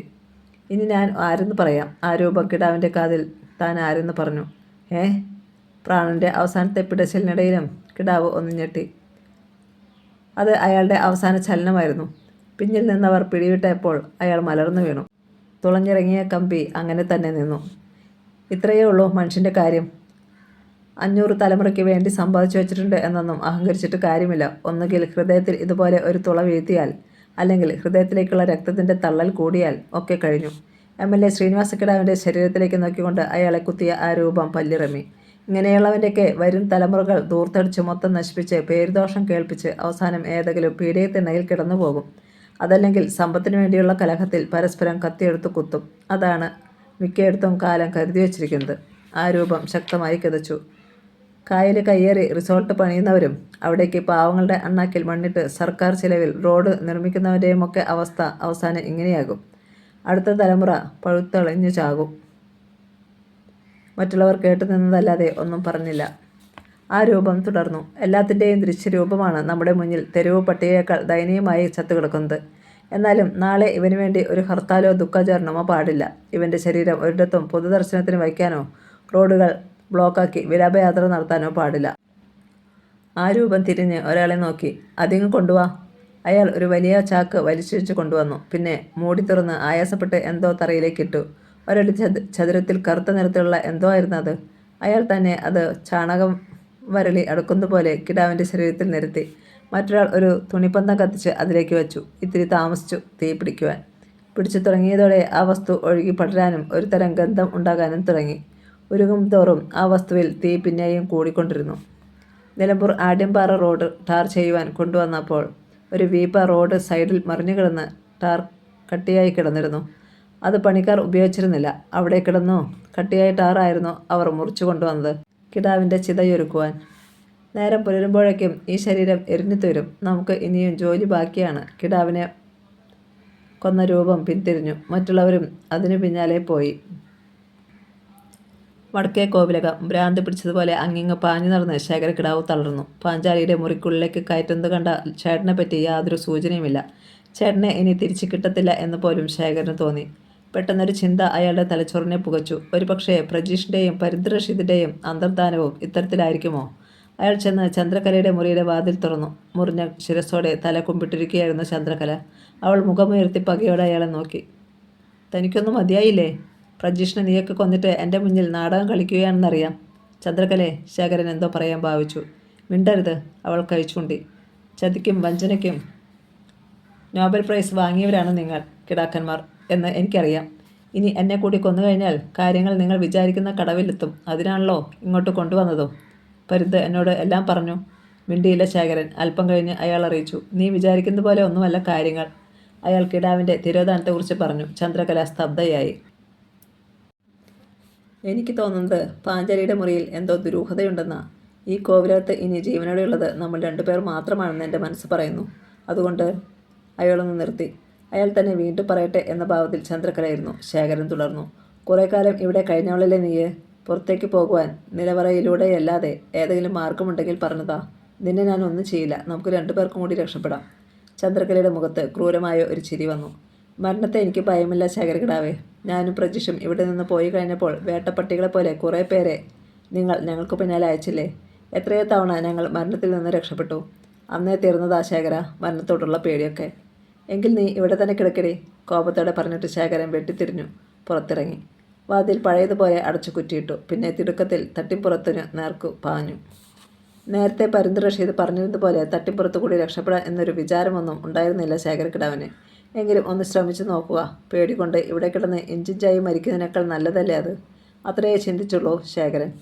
അയാൾ തടികോവണിയുടെ ചുവട്ടിലെത്തി മുകളിലേക്ക് നോക്കി. പിന്നെ ഇരുവശത്തും പിടിച്ചുകൊണ്ട് ഇളകിയ പടിക്കെട്ടുകളിൽ ശ്രദ്ധിച്ചു കാൽ വെച്ച് മുകളിലേക്ക് കയറി. മുകളിലത്തെത്തി അയാൾ തട്ടിപ്പുറത്തേക്ക് തലനീട്ടി. കനത്ത ഇരുട്ട്, അതിനപ്പുറം ഓടുകൾ ഇളകിയ ഭാഗത്ത് നരച്ച ആകാശം. അറിയാതെ ഒരാവേശം ചന്ദ്രശേഖരൻ്റെ സിരകളെ പൊതിഞ്ഞു. തട്ടിപ്പുറത്തേക്ക് കയറാൻ അയാൾ വലതുകാൽ ഉയർത്തിവെച്ചു. അടുത്ത നിമിഷം ഇരുട്ടിൽ ഒരു അനക്കം പോലെ. ആരാ? ചോദ്യം പൂർത്തിയാക്കും മുമ്പ് ശേഖരൻ്റെ ശിരസിൽ ശക്തമായ ചവിട്ടേറ്റു. ആ അലർച്ചയോടെ ശേഖരൻ താഴേക്ക് പോന്നു. ആദ്യം ഒരു മരപ്പടിയിൽ നടുവ് ഇടിച്ചു. അതും കൂടി അടർന്ന് ശേഖരൻ തറയിൽ മലർന്നു വീണു. അവിടെ നിന്ന് അയാൾക്ക് എഴുന്നേൽക്കാൻ കഴിഞ്ഞില്ല. കോവിലകത്തിനുള്ളിൽ കത്തി നിന്നിരുന്ന ലൈറ്റിൻ്റെ വെളിച്ചം അവിടേക്കുണ്ടായിരുന്നു. തൻ്റെ മേൽ ഒരു നീളൻ നിഴൽ പതിഞ്ഞപ്പോൾ ശേഖരൻ പണിപ്പെട്ട് തിരിഞ്ഞു. അയാളുടെ കണ്ടത്തിൽ നിന്ന് അറിയാതെ ഒരു ശബ്ദമുയർന്നു. അയാളെ തന്നെ തുറച്ചു നോക്കിക്കൊണ്ട് നിൽക്കുന്ന ഒരാൾ പ്രതിമ കടക്കെ. Nilambur police station. പുലർച്ചെ 4 മണി. മുറ്റത്ത് പോലീസിൻ്റെ ഒരു ഇന്നോവ കാർ ബ്രേക്കിട്ടു. സെൻട്രി പെട്ടെന്ന് അറ്റൻഷനാകുന്ന ശബ്ദം കേട്ട് ബാലഭദ്രൻ തമ്പുരാൻ ഞെട്ടിയുണർന്നു. ഇന്നോവയുടെ പിൻസീറ്റിൽ നിന്ന് ഒരു കാക്കിധാരി ഇറങ്ങി. തമ്പുരാൻ കണ്ണുകൾ തിരുമ്മി നോക്കി. മലപ്പുറം SP ഷാജഹാൻ. ബലഭദ്രൻ തമ്പുരാൻ പെട്ടെന്ന് എഴുന്നേറ്റു. കനത്ത ചുവടുകളോടെ ഷാജഹാൻ കയറി വന്നു. അയാൾ തമ്പുരാനെ നോക്കി ചിരിച്ചു. തമ്പുരാനും. സാറ് വീണ്ടും മലപ്പുറത്ത് ചാർജ് എടുത്തു എന്നറിഞ്ഞു. ആ. ഷാജഹാൻ തമ്പുരാൻ്റെ കരം കവർന്നു. തമ്പുരാൻ ഇരിക്കെ, ഞാൻ അലിയാരുമായി ഒന്ന് സംസാരിക്കട്ടെ. ഷാജഹാൻ CI അലിയാരുടെ ക്യാബിനിലേക്ക് ചെന്നു. ആ സമയത്ത് SPയെ കണ്ട് അലിയാർ ചാടി എഴുന്നേറ്റ് സല്യൂട്ട് ചെയ്തു. സാർ രാവിലെ വരുമെന്ന് പറഞ്ഞിട്ട്. ഷാജഹാൻ പുഞ്ചിരിച്ചു. അർദ്ധരാത്രിക്ക് താൻ വിളിച്ചുണർത്തിയ ശേഷം ഉറങ്ങാൻ കഴിഞ്ഞില്ലടോ. എങ്കിൽ പിന്നെ ഇങ്ങ് പോന്നേക്കാമെന്ന് കരുതി. ഷാജഹാൻ ചെയറിൽ അമർന്നു. താനിരിക്കെ. തൻ്റെ സീറ്റിൽ അലിയാരും ഇരുന്നു. ഷാജഹാൻ അയാളുടെ കണ്ണുകളിലേക്ക് സൂക്ഷിച്ചു നോക്കി. തൻ്റെ കണക്കുകൂട്ടുകൾ പോലെ നേരം പുലരുമ്പോൾ ഈ കേസിന് അന്ത്യമാകുമോ? അങ്ങനെയാണ് എൻ്റെ പ്രതീക്ഷ. ഷാജഹാൻ തലയാട്ടി. എങ്കിലിനി തമ്പുരാനുമായി കാര്യങ്ങൾ സംസാരിക്കാമല്ലോ. Sure sir. കസേരയിൽ പിന്നോട്ട് ചാരി വീണ്ടും ഒന്ന് കണ്ണടയ്ക്കുകയായിരുന്നു ഭദ്രൻ തമ്പുരാൻ. SI സുകേഷ് അടുത്തു ചെന്നു. തമ്പുരാൻ? അയാൾ മുഖമുയർത്തി. SP സാറും CI സാറും വിളിക്കുന്നു. സുകേഷ് അയാളെ കോൺഫറൻസ് ഹാളിലേക്ക് കൊണ്ടുപോയി. അവിടെ SP ഷാജഹാനും CI അലിയാരും മേശയ്ക്ക് അപ്പുറം ഇരിപ്പുണ്ട്. തമ്പുരാൻ ഇരിക്കെ. തങ്ങൾക്ക് എതിരെ കിടന്ന കസേരയിലേക്ക് ഷാജഹാൻ കൈ ചൂണ്ടി. Thank you. മീശയിൽ ഒന്ന് തടവിക്കൊണ്ട് ബാലഭദ്രൻ ഇരുന്നു. കോൺഫറൻസ് ഹാളിൻ്റെ വാതിൽ അടച്ചിട്ട് SI സുകേഷ് അവിടെ തന്നെ നിന്നു. അല്പനേരത്തേക്ക് ഹാളിൽ നിശബ്ദത തിങ്ങി. അതിനെ മുറിച്ചത് ഷാജഹാൻ്റെ ശബ്ദമാണ്. കാര്യങ്ങളൊക്കെ അലിയാർ എന്നോട് പറഞ്ഞു തമ്പുരാൻ. പണ്ടെന്നോ കഥകളിൽ വായിച്ചിട്ടുണ്ട്, പാപം ചെയ്തവരെ നരകത്തിൽ തിളച്ച വെള്ളത്തിലിടുമെന്ന്. യഥാർത്ഥത്തിൽ നിങ്ങൾ അങ്ങനെ തന്നെ ചെയ്തു അല്ലേ? പ്രജീഷിനെ പുഴുങ്ങി കൊന്നു. ബലഭദ്രൻ്റെ മുഖത്ത് ഭാവമാറ്റം ഒന്നും ഉണ്ടായില്ല. അയാളുടെ ഞെരിഞ്ഞ പല്ലുകൾക്കിടയിൽ വാക്കുകൾ ചതഞ്ഞു. എൻ്റെ മകളെ കത്തിച്ചു വന്ന ഒരുവനോട് ഞാൻ അത്രയെങ്കിലും ചെയ്യണ്ടേ? അങ്ങനെ ചെയ്തില്ലെങ്കിൽ അവളുടെ ആത്മാവിന് ശാന്തി കിട്ടുമോ? ഷാജഹാൻ തല കുടഞ്ഞു. മരണശേഷം ആത്മാവിന് എന്ത് ശാന്തി അശാന്തി എന്നൊന്നും എനിക്കറിയില്ല. അക്കാര്യത്തിൽ എനിക്ക് വിശ്വാസവുമില്ല. പിന്നെ അങ്ങനെ ചിന്തിക്കുന്നവരുടെ വിശ്വാസത്തെ ഞാൻ എതിർക്കാറുമില്ല. തമ്പുരാൻ കേട്ടിരുന്നു. പക്ഷേ വിഷയം വേറെയാണ്. ഇത്രയും ക്രൂരമായ ഒരു കൊല ചെയ്യാൻ മുന്നിൽ നിന്ന തമ്പുരാന് കോടതി നൽകുന്ന ശിക്ഷ എന്താണെന്നറിയാമോ? ആ ചോദ്യം കേട്ട് തമ്പുരാൻ ഒന്ന് ചിരിച്ചു. പോലീസ് ഉദ്യോഗസ്ഥരുടെ നെറ്റിയും ചുളിഞ്ഞു. SP ഷാജഹാനും CI അലിയാരും പരസ്പരം നോക്കി. തമ്പുരാൻ എന്താ ചിരിച്ചത്? ചോദിച്ചത് അലിയാരാണ്. ബലഭദ്രൻ കൗതുകം ഭാവിച്ച് അയാളെ ശ്രദ്ധിച്ചുകൊണ്ട് പറഞ്ഞു. ഒരിക്കലും കോടതി എന്നെ തൂക്കിക്കൊല്ലത്തില്ല അലിയാരെ. കാരണം പെട്ടെന്നുണ്ടായ വികാരാവസ്ഥയിൽ ഞാൻ അങ്ങനെ ചെയ്തതാണെന്ന് എൻ്റെ അഡ്വക്കേറ്റിന് സ്ഥാപിക്കാൻ കഴിയും. തൻ്റെ മകളെ റേപ്പ് ചെയ്ത ഒരുവനെ പിതാവ് തോക്കെടുത്ത് വെടിവെച്ച് കൊന്നില്ലേ? എന്നിട്ട് കോടതി അദ്ദേഹത്തെ ശിക്ഷിച്ചോ? സ്വന്തം രക്തത്തിന് വേദനിക്കുമ്പോൾ സാറായാലും അങ്ങനെ ചെയ്തെന്നിരിക്കും. വരും വരായികകളുടെ കാര്യം പിന്നീടല്ലേ? SP-യും CI-യും കണ്ണുകൾ കൊണ്ട് സംസാരിച്ചു. പക്ഷേ ഇതിനേക്കാൾ അപ്പുറം ഒരുപാട് ചാർജുകൾ തമ്പുരാൻ്റെ മേൽ ചാർത്തിപ്പെട്ടാലോ? ഷാജഹാൻ ബലഭദ്രൻ്റെ കണ്ണുകളിലേക്ക് നോട്ടമുറപ്പിച്ചു. മനസ്സിലായില്ല. ബലഭദ്രൻ്റെ നെറ്റി ചുളിഞ്ഞു. അതായത് SP വിശദീകരിച്ചു. ഒരു കേസിൽ ഒരാൾ കസ്റ്റഡിയിലാകുമ്പോഴാണല്ലോ മറ്റു പല കേസുകൾക്കും തുമ്പുണ്ടാകുന്നത്. ബലഭദ്രൻ്റെ കണ്ണുകൾ ഇടുങ്ങി. കാര്യം എന്തായാലും തുറന്നു പറയൂ ഷാജഹാൻ സാറേ. പ്രജീഷിൻ്റെ കൊലപാതകം, അതിൻ്റെ മുഴുവൻ ഉത്തരവാദിത്വവും ഞാൻ ഏൽക്കുന്നു. കൂടെയുണ്ടായിരുന്നവരെ മാപ്പു സാക്ഷിയാക്കുവാൻ പറ്റുമെങ്കിൽ അതും അങ്ങനെ തന്നെ. അല്ലാതെ മറ്റൊരു കേസും എൻ്റെ പേരിലില്ല, ഉണ്ടാകുകയുമില്ല. ഷാജഹാൻ കസേരയിൽ മുന്നോട്ടാഞ്ഞിരുന്നു. തമ്പുരാൻ, കഷ്ടകാലം ആരംഭിക്കുമ്പോൾ അത് 4 പാടു നിന്നാവും എന്നാണല്ലോ ചൊല്ല്. തമ്പുരാൻ ഇപ്പോൾ കഷ്ടകാലമാ. ആക്രമണങ്ങളുണ്ടാവും. ഒന്നുമില്ല സാറേ, രാജരക്തമാ എൻ്റേത്. ഒരു കഷ്ടകാലത്തിനും എന്നെ വളഞ്ഞിട്ട് ആക്രമിക്കാൻ കഴിയില്ല. ബലഭദ്രൻ ജുബയുടെ കൈകൾ മുകളിലേക്ക് തള്ളിച്ചു വെച്ചു. പിന്നെ മീശയിൽ തടവി. പക്ഷേ ഞങ്ങൾക്ക് കിട്ടിയിരിക്കുന്ന രഹസ്യ വിവരങ്ങൾ ഞെട്ടിക്കുന്നതാണ് തമ്പുരാൻ. വടക്കേ കോവിലകത്ത് വർഷങ്ങളായി നടന്നു വന്നിരുന്ന അനിഷ്ട സംഭവങ്ങളിൽ തമ്പുരാനും മാത്രമല്ല, മരണപ്പെട്ട അനന്തഭദ്രൻ തമ്പുരാനും കൂടി പങ്കുണ്ടെന്നാണ്. What do you mean? അലറിക്കൊണ്ട് മേശയിൽ കൈപ്പത്തിക്കൊണ്ട് ആഞ്ഞടിച്ച് ബലഭദ്രൻ ചാടി എണീറ്റു. ശേഷം SP-ക്ക് നേരെ കൈ ചൂണ്ടി. ഞാൻ എന്നും കാക്കിയെ ബഹുമാനിക്കുന്നവനാണ്, അതിനാൽ ക്ഷമിക്കുന്നു. അല്ലാതെ എൻ്റെ പേരിൽ കള്ളക്കേസുണ്ടാക്കുവാൻ ശ്രമിച്ചാലുണ്ടല്ലോ. ഷാജഹാൻ്റെ ചുണ്ടിൽ ഒരു പുഞ്ചിരി മായാതെ നിന്നു. ദേഷ്യം ഒന്നിന് പരിഹാരമല്ല തമ്പുരാൻ. അതിന് സത്യത്തെ മറയ്ക്കാനും കഴിയില്ല. ഞങ്ങളുടെ അറിവ് അനുസരിച്ച് രാമഭദ്രൻ തമ്പുരാൻ്റെയും വസുന്ധര തമ്പുരാട്ടിയുടെയും മകൻ്റെയും മരണങ്ങൾക്ക് പിന്നിൽ നിങ്ങൾ അനുജന്മാർ 2 പേർക്കും പങ്കുണ്ടായിരുന്നു. ഷാജഹാൻ. ബലഭദ്രൻ്റെ കണ്ണുകൾ കത്തി. മുഖം വലിഞ്ഞു മുറുക്കി. കടപ്പല്ലുകൾ ഞെരിഞ്ഞു. കൂൾ ഡൗൺ തമ്പുരാൻ, ഷാജഹാൻ പറഞ്ഞു. ആദ്യം നിങ്ങളിരിക്കെ, ഞാൻ ബാക്കി കൂടി പറയട്ടെ. ഇമകൾ പോലും ചലിപ്പിക്കാതെ ബലഭദ്രൻ ഇരുന്നു. സംശയം തോന്നിയ നിമിഷം മുതൽ ഈ അലിയാർ നിങ്ങളുടെ ഭൂതകാലത്തിലൂടെ ഒന്ന് സഞ്ചരിച്ചു. അപ്പോൾ അറിയാൻ കഴിഞ്ഞത് ഇതാണ്. അഷ്ടിക്ക് വകയില്ലാത്ത ഒരു കോവിലകത്തെ കുട്ടിയായിരുന്നു വസുന്ധര. അവരുടെ ജ്വലിക്കുന്ന സൗന്ദര്യത്തിനു മുൻപിൽ രാമഭദ്രൻ തമ്പുരാൻ വിവാഹിതനാകുവാൻ തീരുമാനിക്കുകയായിരുന്നു. അതുവരെ വിവാഹം വേണ്ടെന്ന് നിശ്ചയിച്ച് ജീവിച്ച തമ്പുരാൻ്റെ മനംമാറ്റം നിങ്ങൾ അനുജന്മാർ 2 പേരെയുമാണ് അസ്വസ്ഥരാക്കിയത്. എന്തിന്? ഞങ്ങളെന്തിനു അങ്ങനെ ചെയ്യണം? അലർച്ച പോലെയായിരുന്നു ബലഭദ്രൻ്റെ ശബ്ദം.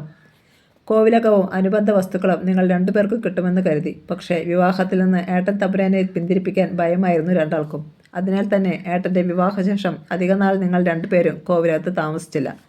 അതുമാത്രമായിരുന്നില്ല, കരുളായിൽ വീട് വയ്ക്കാൻ കാരണം ഏട്ടത്തിയുടെ സൗന്ദര്യം നിങ്ങളെ ഭ്രാന്തനാക്കി.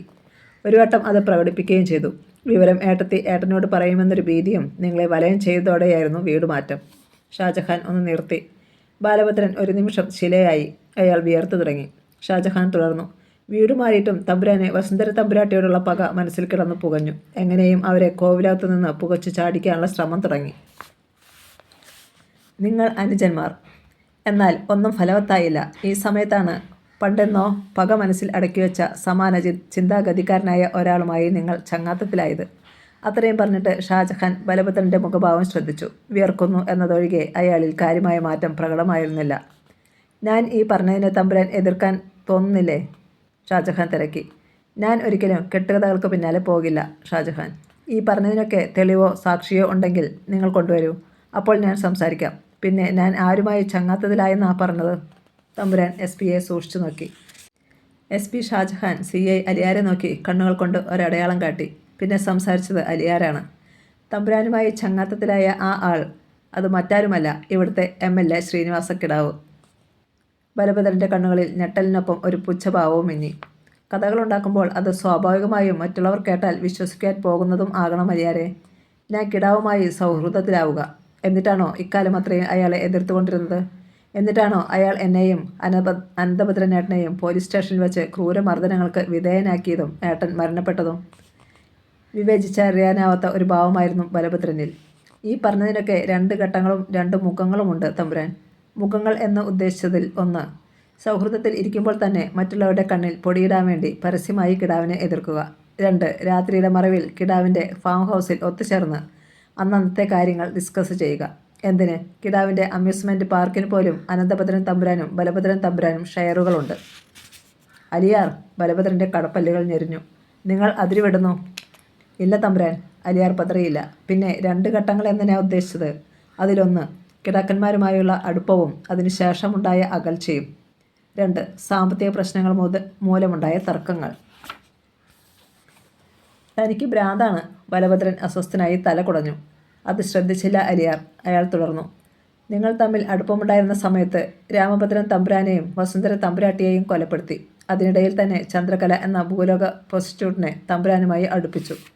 പിന്നീട് എപ്പോഴെങ്കിലും തമ്പുരാന് സംശയം തോന്നിയത് കൊണ്ടാവാം സ്വത്തുക്കൾ മുഴുവൻ പാഞ്ചാലിയുടെയും ചന്ദ്രകലയുടെയും പേർക്ക് എഴുതി വെച്ചത്. അല്ലെങ്കിൽ ചന്ദ്രകല മുഖാന്തരം തമ്പുരാനെ അതിന് പ്രേരിപ്പിച്ചതുമാകാം. പാഞ്ചാലി ഇല്ലാതെയായാൽ സ്വത്തുക്കൾ ചന്ദ്രകലയിൽ വന്നു ചേരുകയും നിങ്ങൾക്ക് അത് യഥേഷ്ടം ഉപയോഗിക്കുകയും ചെയ്യാം. അലിയാർ ഒന്ന് നിർത്തിയിട്ട് ബലഭദ്രന് നേർക്ക് കണ്ണയച്ചു. ഇപ്പോൾ അലക്ഷ്യഭാവത്തിൽ ഇരിക്കുകയാണ് അയാൾ. ബാക്കി കൂടി പറയുവാൻ ഷാജഹാൻ അലിയാർക്ക് ആംഗ്യം കാട്ടി. അലിയാർ തുടർന്നു. നിങ്ങളും കിടാവും തമ്മിലുള്ള ധാരണയിൽ ഇടയ്ക്കിടെ വിള്ളൽ വീണുകൊണ്ടിരുന്നു. അതിൽ ആദ്യത്തേത് നിലവറയ്ക്കുള്ളിലെ നിധിയുമായി ബന്ധപ്പെട്ടതായിരുന്നു. നിങ്ങൾ പൊളിച്ച കല്ലറകളിൽ ഒന്നിൽ ഉണ്ടായിരുന്ന ശതകോടിക്കണക്കിന് രൂപയുടെ രത്നങ്ങൾ കിടാവിന് പങ്കിട്ടില്ല. അതോടെ കിടാവിന് ഉള്ളിൽ നീരസമുണ്ടായെങ്കിലും പുറത്തു കാണിച്ചില്ല. പിന്നെ ചന്ദ്രകലയും കിടാവുമായുള്ള വഴിവിട്ട ബന്ധം, അത് ആപൽക്കരമാണെന്ന് നിങ്ങൾ മനസ്സിലാക്കി. അവർ ഒന്നിച്ചു നിന്നാൽ നിങ്ങൾ 2 ആൾക്കും ഒന്നും കിട്ടിയെന്ന് വരില്ല. ഇക്കാര്യം പറഞ്ഞ് നിങ്ങൾ തമ്മിൽ വാഗ്വാദവും ഉണ്ടായിട്ടുണ്ട്. പരസ്പരം വധഭീഷണിയും മുഴക്കി. പാഞ്ചാലിയുടെ മരണത്തോടെ പ്രശ്നം രൂക്ഷമായി. എല്ലാം ചന്ദ്രകല കിടാവിനെ വിൽക്കാൻ തീരുമാനിച്ചപ്പോൾ നിങ്ങൾ തമ്പുരാക്കന്മാരുടെ സകല പ്രതീക്ഷകളും അറ്റുപോയി. പറഞ്ഞു നിർത്തിയിട്ട് അലിയാർ ദീർഘമായി നിശ്വസിച്ചു. ഞങ്ങൾ മനസ്സിലാക്കിയ മറ്റൊരു കാര്യം കൂടിയുണ്ട്. വിവേക് എന്ന യുവാവിനെ പോലീസ് കസ്റ്റഡിയിൽ വെച്ച് കൊന്നതുപോലും നിങ്ങളുടെ നിർദ്ദേശപ്രകാരമായിരുന്നു. നോ. അലറിക്കൊണ്ട് കസേര പിന്നോട്ട് തള്ളി ബലഭദ്രൻ ചാടി എഴുന്നേറ്റു.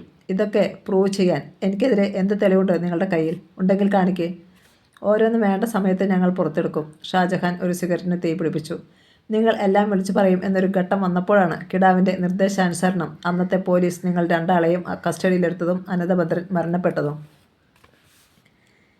ഇങ്ങനിരുന്ന് വളവളാന്ന് ഓരോന്ന് പറയാതെ തെളിവ് കാണിക്ക് സാറേ. എന്നിട്ട് എന്നെ കോടതിയിൽ ഹാജരാക്ക്. വെല്ലുവിളി പോലെയായിരുന്നു ബലഭദ്രൻ്റെ ശബ്ദം. ഷാജഹാൻ വാതിൽക്കൽ നിന്നിരുന്ന SI സുകേഷിന് നേർക്ക് കൈ ഉയർത്തി. സുകേഷ് വാതിൽ തുറന്ന് പുറത്തേക്ക് പോയി. തമ്പുരാൻ എന്താ ഈ തണുപ്പത്തും വിയർക്കുന്നത്? അലിയാർ ചോദിച്ചു. ആരോഗ്യമുള്ള ശരീരമേ വിയർക്കൂ. അതായിരുന്നു തമ്പുരാൻ്റെ മറുപടി. അല്പസമയം കഴിഞ്ഞു. SI സുകേഷ് വാതിൽ തുറന്ന് വീണ്ടും അകത്തേക്ക് കയറി. അപ്പോൾ അയാൾക്കൊപ്പം മറ്റൊരാൾ കൂടി ഉണ്ടായിരുന്നു. ആ മനുഷ്യനെ കണ്ട് ബലഭദ്രൻ തമ്പുരാൻ വിളറിപ്പോയി. വിശ്വാസം വരാതെ വീണ്ടും വീണ്ടും ബലഭദ്രൻ തമ്പുരാൻ ആ മനുഷ്യനെ തുറച്ചു നോക്കി. രഘുവരൻ. അറിയാതെ ആ ചുണ്ടുകൾ മന്ത്രിച്ചു. അപ്പോൾ ഇയാളെ അറിയാൻ തമ്പുരാന് അല്ലേ? CI അലിയാർക്ക് ചിരി വന്നു. ഇനിയും ഞങ്ങൾ പറഞ്ഞതിനെ എതിർക്കാൻ കഴിയുമോ തമ്പുരാന്? SP ഷാജഹാനും തിരക്കി. മിണ്ടാനായില്ല തമ്പുരാന്. ഈ പ്രപഞ്ചം അപ്പാടെ ഇടിഞ്ഞ് ശിരസിൽ പതിച്ച പ്രതീതി. താൻ ഈ നിമിഷം പിടഞ്ഞു മരിച്ചിരുന്നെങ്കിൽ എന്ന് ബലഭദ്രന് തോന്നിപ്പോയി. താൻ പിടിക്കപ്പെട്ടിരിക്കുന്നു. അലിയാർ സംസാരിച്ചു. തമ്പുരാൻ, കഴിഞ്ഞ ചില ദിവസങ്ങളായി രഘുവരൻ എൻ്റെ കസ്റ്റഡിയിലായിരുന്നു. ഓർമ്മ വച്ച കാലം മുതലുള്ള കാര്യങ്ങൾ ഇവൻ എൻ്റെ മുന്നിൽ ഛർദ്ദിച്ചു കഴിഞ്ഞു. ബലഭദ്രൻ്റെ തല കുനിഞ്ഞു. എന്താണ് തമ്പുരാൻ മിണ്ടാത്തത്?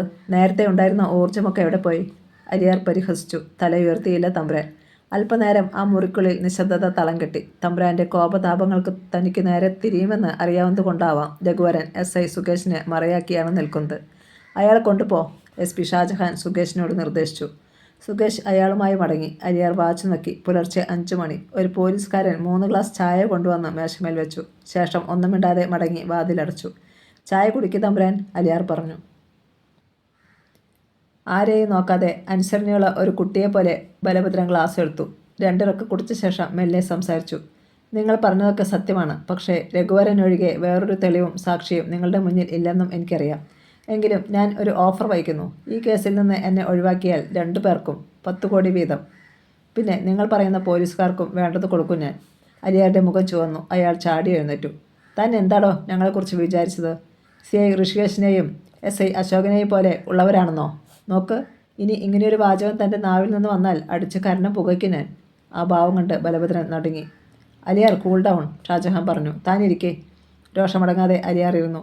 മിസ്റ്റർ ബലഭദ്രൻ, ഷാജഹാൻ മെല്ലെ സംസാരിച്ചു. പാസിംഗ് ഔട്ട് പരേഡ് കഴിയുന്നതുവരെ ഒരു പോലീസ് ഉദ്യോഗസ്ഥനും കൈക്കൂലിയെക്കുറിച്ച് ചിന്തിക്കാറ് പോലുമില്ല. അതിനുശേഷം ഇവിടുത്തെ നാറിപ്പുഴുത്ത രാഷ്ട്രീയക്കാരും നിങ്ങളെപ്പോലെയുള്ള പണക്കാരായ ആളുകളുമാണ് ഞങ്ങളെപ്പോലെയുള്ളവരെ കൈക്കൂലിക്കാരും അഴിമതിക്കാരുമാക്കുന്നത്. 10 കോടി രൂപ എന്ന് പറഞ്ഞാൽ എനിക്കും അലിയാർക്കൊക്കെ സ്വപ്നം പോലും കാണാൻ കഴിയാത്ത സംഖ്യയാണ്. ഷാജഹാൻ ഒന്ന് നിർത്തി. ബലഭദ്രൻ ആ മുഖത്തേക്ക് നോക്കിയിരുന്നു. SP പറഞ്ഞു വരുന്നത് എന്താണെന്ന് അലിയാർക്കും മനസ്സിലായില്ല. ഷാജഹാൻ അയാൾക്ക് നേരെ തിരിഞ്ഞു. അലിയാർ സാർ, നമ്മൾ നടപടിയെടുത്താലും തമ്പുരാൻ കേസിൽ നിന്ന് ഊരിപ്പോകും. നമുക്ക് ഓഫർ ചെയ്തതിൻ്റെ പകുതി പണം സുപ്രീം കോടതിയിലെ ഏതെങ്കിലും മിടുക്കരായ അഡ്വക്കേറ്റിന് കൊടുത്താൽ മതിയാകും. സാർ, അലിയാർ എന്തോ പറയാൻ ഭാവിച്ചു. പക്ഷേ ഷാജഹാൻ കൈ ഉയർത്തി. ഞാൻ സംസാരിച്ചു കഴിയട്ടെ. അലിയാർക്ക് മുഷിഞ്ഞു. അത് മനസ്സിലായെങ്കിലും അങ്ങനെ നടിച്ചില്ല ഷാജഹാൻ. അയാൾ ബാക്കി പറഞ്ഞു. നമ്മൾ എന്തു ചെയ്താലും മരണപ്പെട്ടവർ തിരിച്ചു വരില്ല അലിയാർ. ആ നിലയ്ക്ക് ഞാൻ തമ്പുരാൻ്റെ ഓഫർ സ്വീകരിക്കുന്നു. ജീവിച്ചിരിക്കുന്നവർക്ക് എങ്കിലും തമ്പുരാനെ കൊണ്ട് പ്രയോജനമുണ്ടാകട്ടെ.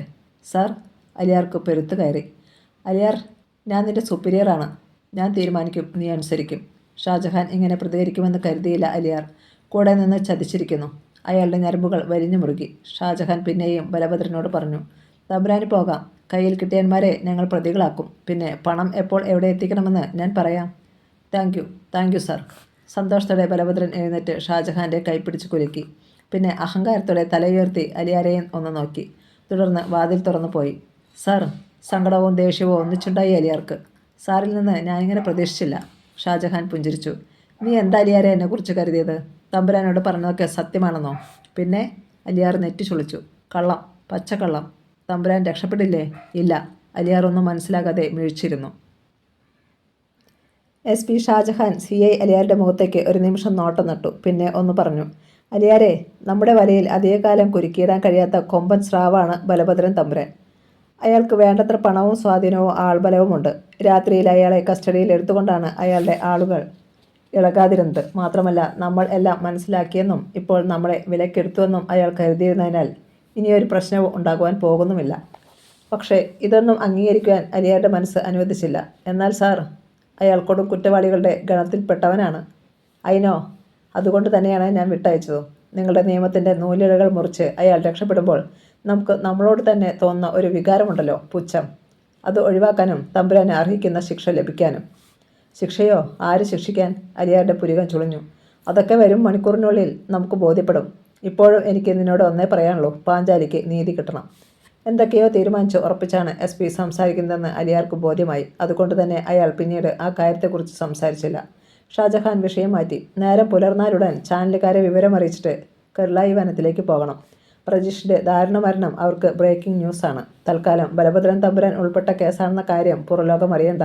അതിനുശേഷം താൻ വടക്കേ കോവിലകത്തേക്ക് പോവുക. അവിടെയും ഉണ്ടാവും വാർത്തകളുടെ ഒരു മഹാസദ്യ. സാർ, നേരം 5:30 ഈ രാത്രി താൻ ഒട്ടും ഉറങ്ങിയില്ല അല്ലേ? ഇല്ല സാർ. എങ്കിൽ ക്വാർട്ടേഴ്സിൽ പോയി കുറച്ചു നേരം ഒന്ന് കിടക്ക്. വേണ്ട സാർ, ഈ കേസിന് പരിസമാപ്തി ഉണ്ടാകാതെ ഇനി എനിക്ക് ഉറങ്ങാൻ കഴിയില്ല. CI അലിയാരുടെ മുഖത്തും ഒരു പുഞ്ചിരി മിന്നി. ഇതേസമയം വടക്കേ കോവിലകം തട്ടിൻപുറത്തു നിന്ന് താഴെ വീണ ശേഖരക്കിടാവിനെ അവിടെ പ്രതിമ കണക്കെ നിന്നിരുന്ന രൂപം കുറച്ചു നേരം തുറച്ചു നോക്കി. ഭീതി കാരണം ശേഖരൻ്റെ തൊണ്ട വറ്റി വരണ്ടിരുന്നു. അയാൾക്ക് അവിടെ നിന്ന് എഴുന്നേൽക്കണമെന്ന ആഗ്രഹമുണ്ട്, എന്നാൽ കഴിയുന്നില്ല. നട്ടെല്ലിന് ക്ഷതമേറ്റതുപോലെ. ഇനി ആ നിൽക്കുന്നത് ശരിക്കും ഒരു പ്രതിമ തന്നെയാണോ? ശേഖരന് സംശയമായി. അയാൾ വല്ലവിധേനയും ചുണ്ടനക്കി. ആരാ? മറുപടിയില്ല. എന്നാൽ അടുത്ത നിമിഷം അടുത്തു വരുന്ന കാലടി ഒച്ച കേട്ടു. അയാളുടെ നോട്ടം വട്ടം കറങ്ങി. കുറേയേറെ കറുത്ത രൂപങ്ങൾ. കൊണ്ടുവാ. അതുവരെ നിശ്ചലം നിന്ന രൂപത്തിൽ നിന്ന് അപ്പോൾ മാത്രം ഒരു ശബ്ദമുണ്ടായി. ശേഷം അത് തിരിഞ്ഞ് നടന്നു. കറുത്ത രൂപങ്ങൾ ശേഖരൻ്റെ കൈകാലുകളിൽ പിടിച്ച് വലിച്ചുയർത്തി. അയ്യോ! നട്ടെല്ല് പൊട്ടിപ്പിളർന്ന വേദനയിൽ അയാൾ അലറിക്കരഞ്ഞു. ആ ശബ്ദം കോവിലകത്തിൻ്റെ കോണുകളിൽ തട്ടി മുറിഞ്ഞു വീണു.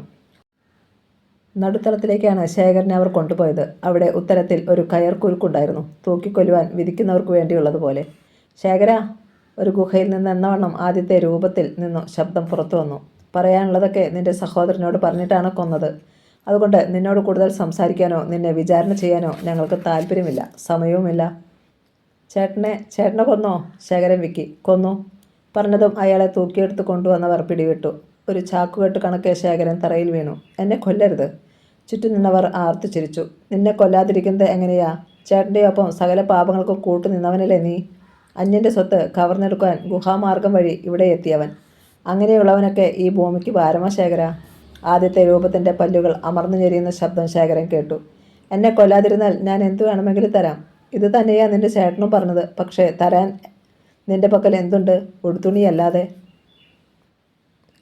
മറുപടിയില്ലായിരുന്നു ശേഖരന്. അയാൾ കണ്ണുകൾ ഇറുക്കി അടച്ചു. എന്നിട്ടും പോളകളെ പിളർത്തിക്കൊണ്ട് 2 തുള്ളികൾ കവിളിലേക്കിറ്റു. മരിക്കാൻ പറ്റിയ സമയം ഇത്. ഇരുട്ടിൻ്റെ വിടവാങ്ങലും വെളിച്ചത്തിൻ്റെ ആഗമനവും. വരും തലമുറകളെങ്കിലും നേരെ ചൊവ്വെ ജീവിക്കാൻ നിന്റെ മരണം കൊണ്ട് സാധ്യമാകുമെങ്കിൽ അതൊരു പുണ്യപ്രവൃത്തിയാണ് ശേഖര. അപ്പോൾ പോയിക്കോ, ഇനി സംസാരമില്ല. ആ രൂപം പറഞ്ഞു നിർത്തി. മറ്റുള്ളവർ ശേഖരനെ എടുത്തുയർത്തി കയർ കുരുക്കിലേക്ക് കഴുത്ത് കയറ്റി കയർ മുറുക്കി. പിന്നെ പിടിവിട്ടു. കഴുത്തിൽ കയർ കുരുങ്ങിയ ശേഖരൻ ഏതാനും നിമിഷം ചൂണ്ടയിൽ കുരുക്കപ്പെട്ട വരാലിനെ പോലെ വെട്ടിപ്പുളഞ്ഞു. കൈകൾ കൊണ്ട് ശേഖരക്കിടാവ് തൻ്റെ തുടകൾ മാന്തിക്കീറി. പിന്നെ പിടച്ചിൽ നിന്നു. മടങ്ങിയ വിരലുകൾ അങ്ങനെ തന്നെയിരുന്നു. പുറത്തെ ബഹളങ്ങൾ കേട്ട ചന്ദ്രകലയ്ക്ക് ഭീതി വർദ്ധിച്ചു. നേരത്തെ ഈ കോവിലകത്ത് വെച്ചുണ്ടായിട്ടുള്ള അനുഭവങ്ങൾ അവളെ വിറപ്പിച്ചു. എന്തോ ബോധോദയുണ്ടായതുപോലെ അവൾ കട്ടിലിൽ നിന്ന് എഴുന്നേറ്റു. തല കറങ്ങുന്നു. ഇപ്പോഴും മുടിയിൽ ചോര കുഴഞ്ഞു പറ്റുന്നതുപോലെ. വേച്ചു ചെന്ന് അവൾ വാതിലിൻ്റെ അകത്തെ ബോൾട്ടുകളിട്ടു. പോലീസ് സ്റ്റേഷനിൽ നിന്നിറങ്ങിയ ബാലഭദ്രൻ തമ്പുരാൻ കാലുകൾ നീട്ടിവെച്ച് നടന്നു. അവിടെ നിന്ന് ഒരു ഓട്ടോ വിളിച്ച് കരുളായിലേക്ക് പോകുവാൻ അയാൾ മടിച്ചു. കാരണം താൻ രാത്രി മുഴുവൻ പോലീസ് സ്റ്റേഷനിൽ ആയിരുന്നതിനാൽ അക്കാര്യം ആർക്കെങ്കിലും സംശയം തോന്നിയാൽ പലതും അവർ ചികഞ്ഞെടുക്കും. പ്രത്യേകിച്ചും കിടാവിൻ്റെ ആളുകൾ. അത് പിന്നീട് ചെന്നെത്തി നിൽക്കുന്നത് പ്രജീഷിനെ പുഴുങ്ങിക്കൊന്ന സ്ഥലത്തായിരിക്കും. പണത്തിൻ്റെ കണക്ക് കേട്ടപ്പോൾ SP-യുടെയും CI-യുടെയും കണ്ണു തള്ളി എന്നത് സത്യം. എന്നാൽ താൻ കൂടി ഉൾപ്പെട്ട കൊലപാതകമാണെന്ന് പുറംലോകം അറിഞ്ഞാൽ അവർ ചിലപ്പോൾ കാലുമാറിയെന്നിരിക്കും. നേരം ശരിക്കും പുലർന്നിട്ടില്ല. ഇപ്പോഴും ഇരുട്ടും മഞ്ഞും കൂടിക്കലർന്ന് തണുത്തു കിടക്കുകയാണ് പ്രകൃതി. രാത്രിയിലെ ഉറക്കമില്ലായ്മയുടെ ക്ഷീണം ഉണ്ടായിരുന്നെങ്കിലും പ്രഭാതത്തിലെ ആ നടപ്പിന് ഒരു പ്രത്യേക സുഖം അനുഭവപ്പെട്ടു ബലഭദ്രന്. തൻ്റെ ആളുകൾ കുറ്റം ഏറ്റുകൊള്ളും എന്ന കാര്യത്തിൽ തമ്പുരാന് സംശയമില്ല. എന്നാൽ ഷാജഹാനും അലിയാരും കേസ് ചാർജ് ചെയ്ത് പ്രതികൾ റിമാൻഡിൽ ആകുന്നതുവരെ ഇരുവരുടെയും ഒപ്പമുണ്ടെന്ന് താൻ ഭാവിക്കണം. ആടിന് പ്ലാവില കാണിച്ച് കൊതി പിടിപ്പിക്കുന്നത് പോലെ പണത്തിൻ്റെ കാര്യം ഓർമ്മപ്പെടുത്തി അവരെ അടക്കി നിർത്തണം. പക്ഷേ ഒറ്റ പൈസ അവർക്ക് തന്നിൽ നിന്ന് കിട്ടാൻ പോകുന്നില്ല. പോലീസുകാരെ നക്കാപ്പിച്ച കൊടുത്ത് ഒതുക്കും. കൃത്യമായ പ്ലാനിങ്ങോട് കൂടി താൻ CI-യെയും SI-യെയും പരലോകത്തേക്ക് അയക്കുകയും ചെയ്യും. അങ്ങനെ ചിന്തിച്ചപ്പോൾ ബലഭദ്രൻ തമ്പുരാൻ്റെ മുഖത്ത് ഒരു പുഞ്ചിരി മിന്നി. നേരെ കരുളായി റോഡിലൂടെ പോകുന്നതിന് പകരം അയാൾ കുമ്പാരക്കോളനി വഴി നടന്നു. അതുവഴി കുറുക്കു വഴിയുണ്ട്. പക്ഷേ ഒരു തെരുവിൽ എത്തിയതും ഉയർന്ന കയ്യാലയ്ക്ക് മുകളിൽ കരിയിലകൾ ഞെരിയുന്ന ശബ്ദം. തമ്പുരാൻ തലയുയർത്തി നോക്കി. ആ സമയം വവ്വാൽ ചിറകുകൾ പോലെ കരിമ്പടം വീശിക്കൊണ്ട് 6-7 പേർ താഴേക്ക് പറന്നു വന്നു. ഏയ്! തമ്പുരാന് പൂർത്തീകരിക്കാൻ കഴിഞ്ഞില്ല. ഒരു കരിമ്പടം അയാളുടെ ശിരസിന് ചുറ്റി വീണു. തമ്പുരാൻ റോഡിലേക്ക് മറിഞ്ഞു. പുറത്തേക്ക് ആ സംഘവും. വടക്കേ കോവിലകം. പുറത്ത് രാത്രി ഡ്യൂട്ടിയുണ്ടായിരുന്ന പോലീസുകാർ മടങ്ങാൻ ഭാവിക്കുകയായിരുന്നു. ആ സമയത്ത് അലിയാരുടെ ഫോൺ കോൾ. നിങ്ങൾ അവിടെ തന്നെ ഉണ്ടാവണം. 9 മണിയോടെ ഞങ്ങൾ അങ്ങെത്തും. ഒന്ന് മുഷിഞ്ഞു പോലീസുകാർക്ക്. പക്ഷേ അനുസരിക്കാതിരിക്കുവാൻ കഴിയില്ലല്ലോ. ഇതേ സമയം കോവിലകത്തിനുള്ളിൽ താൻ ഇരിക്കുന്ന മുറിയുടെ വാതിലിൽ ആരോ തള്ളിയതുപോലെ തോന്നി ചന്ദ്രകലയ്ക്ക്. അവൾ ഒന്നുലഞ്ഞു. അതോ തോന്നലായിരുന്നോ? എന്നാൽ അടുത്ത ക്ഷണം വാതിലിൻ്റെ പുറത്തെ ഓടാമ്പൽ നീക്കപ്പെട്ടത് അവൾ അറിഞ്ഞു. പിന്നെ തടിപ്പാളികളിൽ ശക്തമായ മുട്ടൽ. ആരാ? ചന്ദ്രകലയുടെ ശബ്ദം പതറി. ഞങ്ങളാ, നിങ്ങളെ രക്ഷിക്കാൻ വന്നതാ. പുറത്തുനിന്ന് കേട്ട ശബ്ദം എവിടെയോ പരിചയപ്പെട്ടതുപോലെ. ചന്ദ്രകലയുടെ തലച്ചോർ പുകഞ്ഞു. ഞാൻ എന്ന് പറഞ്ഞാൽ ആരാ? ഞാനാ മമ്മി, പാഞ്ചാലി. ചന്ദ്രകലയുടെ നെഞ്ചിനുള്ളിൽ ഒരു കുടുക്കം. പാഞ്ചാലിയോ? അതേന്നേ. ഇല്ലെങ്കിൽ വാതിൽ തുറന്നു നോക്ക്. ഇല്ല, തുറക്കത്തില്ല. മരിച്ചുപോയ പാഞ്ചാലി എങ്ങനെ വരാനാ? ചന്ദ്രകല ഭീതി നിയന്ത്രിക്കാൻ ശ്രമിച്ചു. പെട്ടെന്ന് വാതിലിൽ തള്ളുന്നതിന് ശക്തി കൂടി. അടുത്ത നിമിഷം ഒരുപാട് പേർ ഒന്നിച്ച് വാതിൽ ചവിട്ടിയതുപോലെ ലോക്കുകൾ ഇളകി. പാളികൾ അകത്തേക്ക് തുറന്ന് ഇരുഭാഗത്തെയും തടി ഭിത്തികളിൽ ചെന്നിടിച്ചു. അമ്പരപ്പോടെ ചന്ദ്രകല കണ്ടു. വാതിലിന് മുന്നിൽ ശിരസ്സുവഴി കരിമ്പടം പുതച്ച ഒരു രൂപം. അതിനു പിന്നിൽ അസംഖ്യം പേർ. ശിരസിലെ വേദന മറന്ന് ചന്ദ്രകല ചാടി എഴുന്നേറ്റു. എന്നെ കൊല്ലരുത്. കൊല്ലാനോ? ആദ്യം മുന്നിൽ നിന്ന രൂപം മുറിക്കുള്ളിലേക്ക് ചുവടുവച്ചു ചന്ദ്രകലയുടെ മുന്നിലെത്തി. അവൾ പിന്നോട്ട് മാറാൻ ശ്രമിച്ചു. കഴിഞ്ഞില്ല. കാലുകൾ തറയിൽ ഒട്ടിപ്പോയതുപോലെ. എന്നെ മമ്മിക്ക് കാണണ്ടേ? ചോദിച്ചുകൊണ്ട് ആ രൂപം ശരീരത്തിലെ കരിമ്പടം തട്ടിക്കളഞ്ഞു. മുന്നിൽ കരിഞ്ഞതുപോലെ നിൽക്കുന്ന കുറ്റിത്തലമുടിയുള്ള രൂപത്തെ കണ്ട് ചന്ദ്രകല അടിമുടി വിറച്ചു. എന്തോ ചോദിക്കുവാനായി ചന്ദ്രകല നാവനക്കാൻ ശ്രമിച്ചു. കഴിഞ്ഞില്ല. നാവിനിടയിൽ പശ പറ്റിയതുപോലെ. മുന്നിൽ കരിഞ്ഞതുപോലെ നിൽക്കുന്ന രൂപത്തിൽ നിന്ന് കണ്ണുകൾ പിൻവലിക്കാനും കഴിഞ്ഞില്ല. ആ മുഖത്ത് ഇടയ്ക്കിടെ വെള്ളപ്പാണ്ട് പിടിച്ചതുപോലെ വെളുപ്പിൻ്റെ അംശവും സൂക്ഷിച്ചു നോക്കിയാൽ കാണാം. മമ്മിക്ക് എന്നെ ഇപ്പോഴും മനസ്സിലായില്ലേ? പാഞ്ചാലി തന്നെയാണ് ഞാൻ. ആ രൂപം ഒന്ന് ചിരിച്ചു. അവളുടെ ചുണ്ടുകളുടെ കുറച്ചു ഭാഗവും കരിഞ്ഞടർന്നു പോയതുപോലെ. ചന്ദ്രകലയുടെ ഉള്ളു പുകഞ്ഞു. ഇവൾ കത്തിയെറിഞ്ഞ് വെള്ളത്തിലേക്ക് വീഴുന്നത് തങ്ങൾ കണ്ടതാണല്ലോ. എന്നിട്ടെങ്ങനെ? അവളുടെ മനോഗതം പോലും പാഞ്ചാലി തിരിച്ചറിഞ്ഞു. ഞാൻ എങ്ങനെ രക്ഷപ്പെട്ടു എന്നായിരിക്കുമല്ലേ? നിങ്ങളുടെ മുന്നിൽ ഇങ്ങനെയെങ്കിലും ഒന്ന് വരുവാൻ ദൈവം ബാക്കി വെച്ചതാവും. ചന്ദ്രകല ഉമിനീർ വിഴുങ്ങി. അതുപോലും നെഞ്ചിൽ കുരുങ്ങിയിരിക്കുന്നു, അരക്കുപോലെ. നിങ്ങൾ എന്നോട് ചോദിച്ചിരുന്നെങ്കിൽ ഇക്കണ്ട സ്വത്തുക്കൾ മുഴുവൻ ഞാൻ നിങ്ങൾക്ക് തന്നേനെയല്ലോ. അതിനു പകരം എൻ്റെ വിവേകിനെ നിങ്ങൾ ചതിച്ചു കൊന്നു. എന്നേക്കുമായി എന്നെ അവസാനിപ്പിക്കുവാൻ ശ്രമിച്ചു. പാഞ്ചാലിയുടെ ശബ്ദത്തിൽ ഒരു നീറ്റൽ പടർന്നു. സ്വത്തും പണവും ഒന്നും വേണ്ടായിരുന്നു എനിക്ക്. എൻ്റെ പപ്പയുടെ മരണത്തോടെ അതെല്ലാം വേണ്ടെന്ന് തീരുമാനിച്ചതായിരുന്നു ഞാൻ. വിവേകും ഞാനും കൂടി ഈ ലോകത്തിൻ്റെ ഏതെങ്കിലും കോണിൽ പോയി ജീവിച്ചേനെയല്ലോ. മുന്നിൽ നിൽക്കുന്നത് പാഞ്ചാലിയാണെന്ന് ഉറപ്പായിട്ടും സംസാരിക്കുവാൻ കഴിഞ്ഞില്ല ചന്ദ്രകലയ്ക്ക്. പാഞ്ചാലിയുടെ ശബ്ദം ഒരുപാട് താഴ്ചയുള്ള ഏതോ കിണറ്റിൽ നിന്ന് തള്ളി ഉയർന്നു വരുന്നത് പോലെ ചന്ദ്രകല കേട്ടു. ഞാൻ നിങ്ങൾക്ക് എന്ത് ദ്രോഹം ചെയ്തു മമ്മി? ഉത്തരമില്ല. ഒരാൾ തീപിടിച്ച് മരണത്തിനും ജീവിതത്തിനുമിടയിൽ കഴിയുന്നതിൻ്റെ വേദന നിങ്ങൾക്കറിയാമോ? ചന്ദ്രകല മൗനം മാത്രം. പാഞ്ചാലിയുടെ കണ്ണുകളിൽ തിളക്കം വർദ്ധിക്കുന്നത് ചന്ദ്രകല ശ്രദ്ധിച്ചു. ഇരുട്ടിൽ മിന്നാമിനുങ്ങുകൾ തിളങ്ങുന്നത് പോലെയായിരുന്നത്. അവൾ തിരിഞ്ഞ് തനിക്ക് പിന്നിൽ നിൽക്കുന്നവരെ നോക്കി. ഇവരെ കൊണ്ടുപോ പുറത്തേക്ക്. എന്നിട്ട് ഞാൻ പറഞ്ഞതുപോലെ ചെയ്യ്.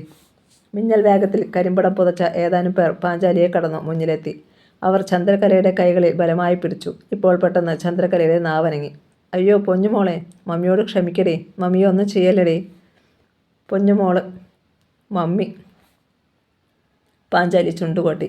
നിരീശ്വരവാദികൾ അപകടം പറ്റുമ്പോൾ ദൈവത്തെ വിളിക്കുന്ന പോലെയാണ് നിങ്ങളുടെ ഈ വാക്കുകൾ. രക്ഷപ്പെടാനുള്ള അവസാന ത്വര.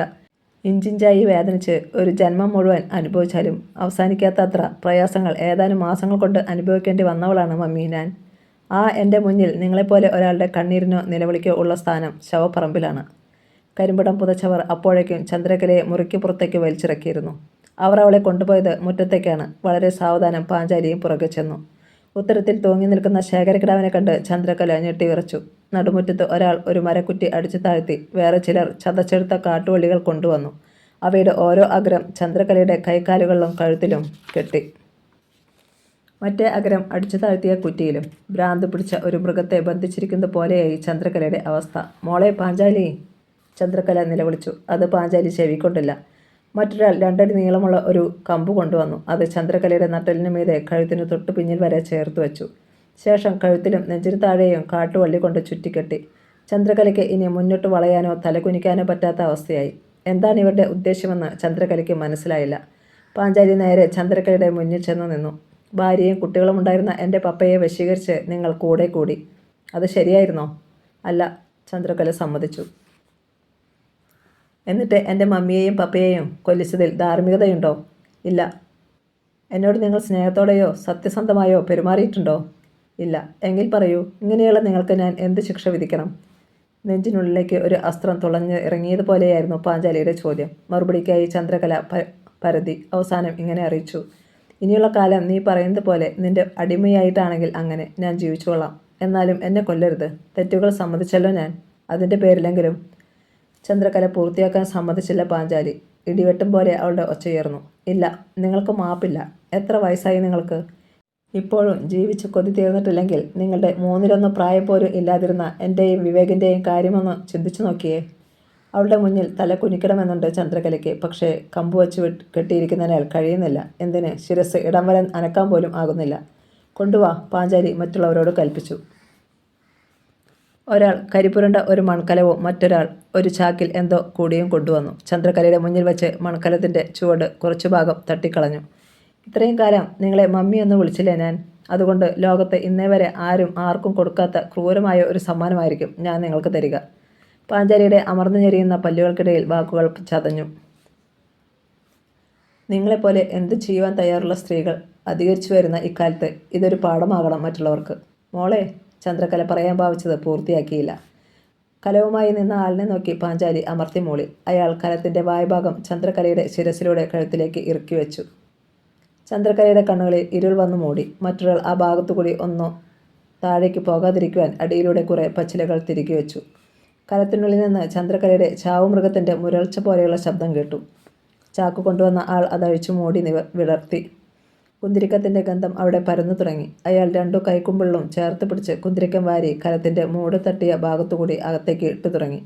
ചന്ദ്രകലയുടെ കഴുത്ത് മുതൽ ശിരസിനു ചുറ്റും കുന്തിരിക്കം നിറഞ്ഞു തുടങ്ങി. അവസാനം കല നിറഞ്ഞു. നടുമുറ്റത്തിൻ്റെ മുകളിൽ നിന്ന് വെളിച്ചത്തിൻ്റെ കണികകൾ അകത്തേക്ക് വന്നു തുടങ്ങി. വേഗം, പാഞ്ചാലി തിരുക്കം കൂട്ടി. ഒരാൾ പോക്കറ്റിൽ നിന്ന് കോഴിമുട്ട വലിപ്പത്തിലുണ്ടാക്കിയ കോലരക്ക് എടുത്തു. മറ്റൊരാൾ അതിൽ തീ പിടിപ്പിച്ചു. പിന്നെ അത് ചന്ദ്രകലയുടെ ശിരസിനു മീതെ കുന്തിരിക്കത്തിൽ വച്ചു.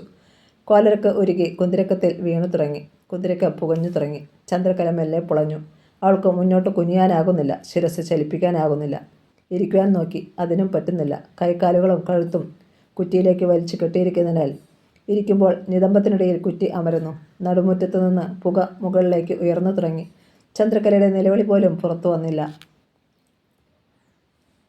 പ്രഭാതം 8 മണി. CI അലിയാരുടെ സെൽഫോണിലേക്ക് കോവിലകത്തിന് പുറത്ത് ഡ്യൂട്ടിയിലുണ്ടായിരുന്ന പോലീസുകാരിൽ ഒരാളുടെ കോൾ വന്നു. സാർ, കോവിലകത്തിനുള്ളിൽ നിന്ന് പുക ഉയരുന്നു. ആരെങ്കിലും തീ വയ്ക്കുകയോ അതല്ലെങ്കിൽ തീ പിടിപ്പിക്കുകയോ ആണെങ്കിൽ. അലിയാർ ഒന്ന് ഞെട്ടി. കരുളായി വനത്തിലായിരുന്നു അലിയാരും സംഘവും. പ്രജീഷിനെ പുഴുങ്ങിക്കൊന്ന സ്ഥലത്ത്. ഒപ്പം മീഡിയക്കാരുമുണ്ട്. ഞങ്ങൾ ഉടനെ എത്തും. നിങ്ങൾ രംഗം നിരീക്ഷിച്ചോളൂ. കൂടുതൽ പുകയുണ്ടാകുകയാണെങ്കിൽ പറയുക. ഞാൻ ഫയർഫോഴ്സിനെ അയക്കാം, അലിയാർ നിർദ്ദേശിച്ചു. ശരി സാർ. കോൾ മുറിച്ചിട്ട് അലിയാർ SI സുകേഷിൻ്റെ നേർക്ക് തിരിഞ്ഞു.